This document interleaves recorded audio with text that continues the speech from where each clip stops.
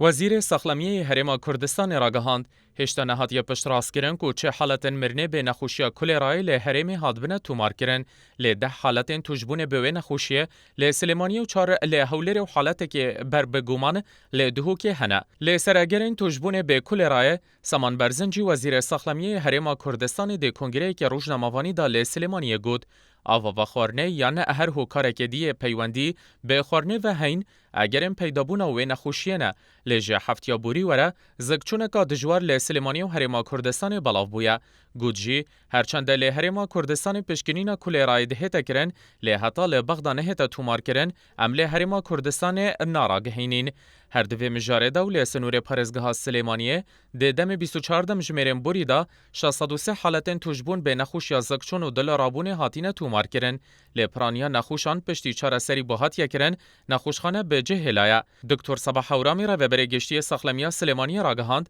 ددم 24 دم جمیرن بوری دا 635 حالتن توجبونه به نخوشیا زگچون و دل رابونه له نخوشخانه سلیمانی هاتین تومار کرن و چاره سریا پتوی بهات کرن له دوراوشا ساخلمیا نخوشان جی دکتر اورامی گود خوشبختانه له نخوشخانان چاره سریا پتوی بهات کرن و پرانیا وان ژ نخوشخانان درکفتینه هر دوی کوانی دال سنور پرزگاه دهو که ژ روزانه هفته بو 8 حالتن توجبون به نخوشیا زگچون و دل رابونه هنه همسرازی کی پیودار رهبری گشتیا ساخلمیا دهو که د دخوانی کا تایبت د بودزگه بادینان میدیا گود هرچند چه آمارین هیرو فرمیل بردستنینن لپیشبینی دکین روزانه هفته بو 8 نخوشین توجبوی به زگچون و دل رابونه سردانا نخوشخانه پرزگاه دهو که بکن